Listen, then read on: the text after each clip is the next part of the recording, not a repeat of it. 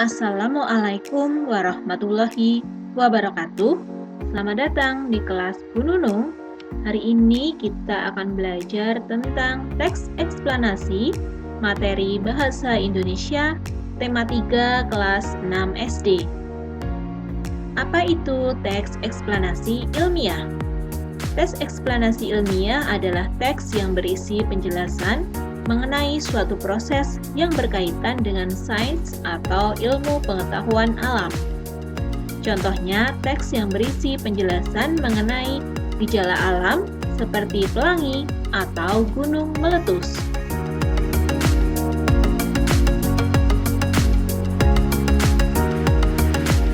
Tujuannya apa?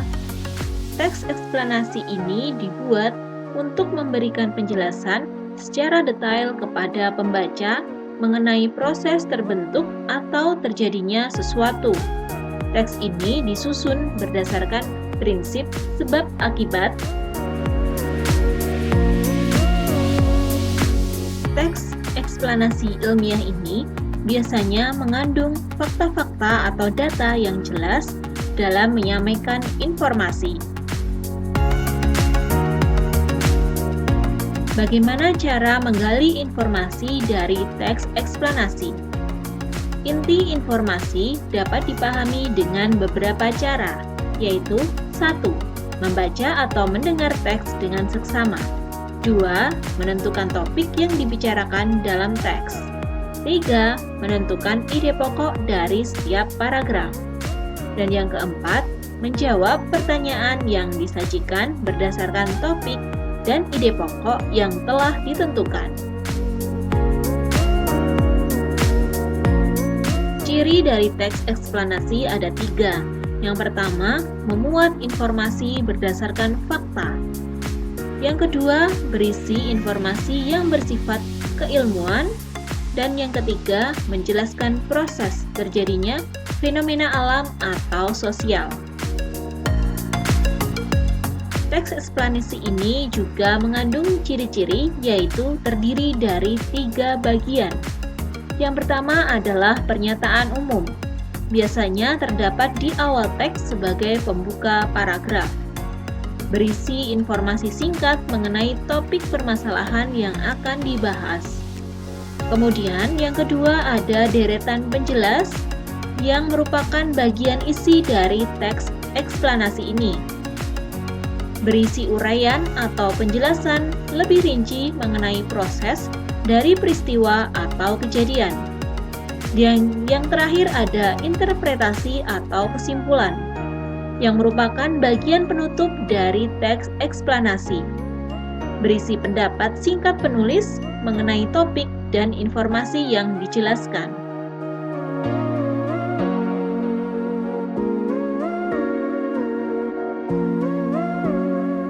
Berikut ini akan kita lihat contoh-contoh dari bagian teks eksplanasi. Yang pertama adalah contoh bagian pernyataan umum. Di sini merupakan topik utamanya adalah listrik telah membawa perubahan bagi kehidupan. Bisa kita lihat dari kalimat pertama di awal paragraf. Kita bisa mengetahui informasi penting dengan mencari kalimat utama tersebut, kemudian menentukan ide pokok dari paragraf itu.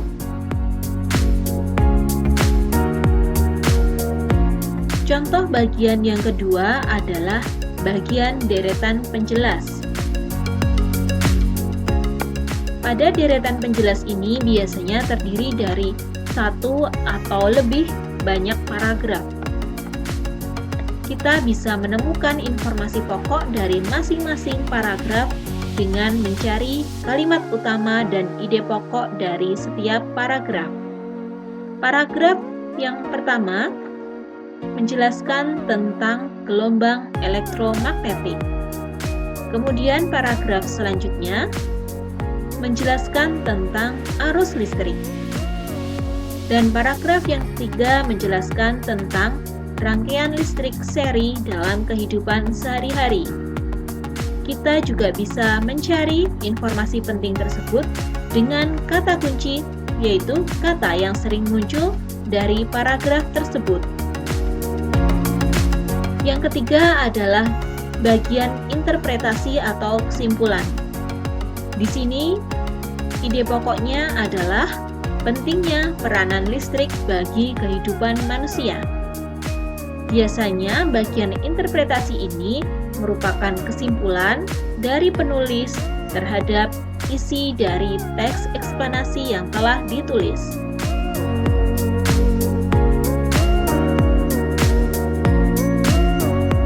Selanjutnya, untuk memudahkan kamu memahami informasi teks eksplanasi ilmiah, kamu juga bisa membuat peta pikiran dengan cara yang pertama, membaca atau mendengar isi teks secara keseluruhan. Yang kedua, mengambil kata kunci dari ide pokok. Dan yang ketiga, menulis kata kunci dalam peta pikiran. Ini adalah contoh peta pikiran dari teks sebelumnya ya. Di sini pada peta pikiran yang pertama menjelaskan tentang biografi dari Faraday. Kemudian yang kedua menjelaskan tentang dampak penemuannya dalam kehidupan. Kemudian yang ketiga menjelaskan tentang penemuan dari Faraday. Setelah kalian menemukan informasi penting, yang perlu kalian ketahui adalah kaidah penulisan teks eksplanasi. Yang pertama, menggunakan kalimat efektif. Yang kedua, menggunakan kosakata baku. Dan yang ketiga, memperhatikan ejaan. Nah, untuk lebih jelasnya, apa saja pengertian dari ketiga itu? Yuk kita simak. Kalimat efektif adalah kalimat yang sesuai dengan kaidah bahasa, jelas dan mudah dipahami oleh pendengar atau pembaca. Ciri-cirinya yang pertama memiliki subjek, predikat, objek atau keterangan yang tersusun secara tepat. Yang kedua, memiliki kesamaan, imbuhan atau bentukan.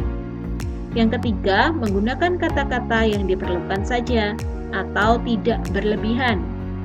Yang keempat, terdapat penekanan pada kalimat yang lebih penting. Yang kelima, mudah dipahami dan harus memiliki hubungan yang masuk akal atau logis.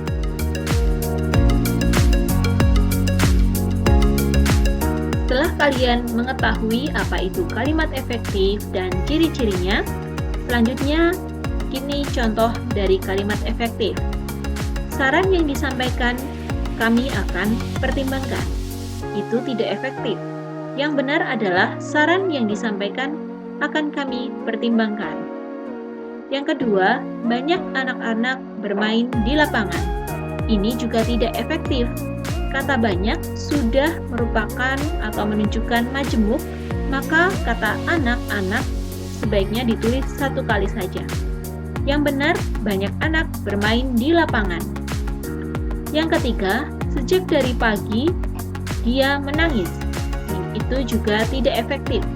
Karena kata sejak sudah menunjukkan awal, maka kata darinya bisa dihapus. Yang benar adalah sejak pagi dia menangis. Kosakata baku adalah kata yang sesuai dengan kaidah bahasa yang telah ditentukan atau pedoman umum ejaan bahasa Indonesia (UEB). Contohnya, aktif, apotek, efektif, karena, bus, objek, November, praktik, negeri, teknik, daftar, nasihat, dan risiko. Itulah beberapa contoh kosakata baku. Kosakata tidak baku adalah kosakata yang tidak sesuai dengan kaidah bahasa atau tidak sesuai dengan pedoman umum ejaan bahasa Indonesia (UEB). Contoh kosakata tidak baku yaitu aktif, apotik, efektif, karena, bis, objek, November, praktek, negeri, teknik, daftar, nasihat, dan resiko. Kalian sudah bisa membedakan kosakata baku dan kosakata tidak baku. Yang perlu diperhatikan terakhir adalah ejaan. yaitu berkaitan dengan penggunaan tanda baca, huruf kapital, serta penulisan kata ataupun singkatan. Contohnya untuk nama orang, nama tempat dan jabatan ditulis dengan huruf kapital. Kemudian, contoh lainnya adalah setiap kalimat diawali dengan huruf kapital dan diakhiri tanda titik. Ini terlihat sepele, namun kalian sering melupakannya.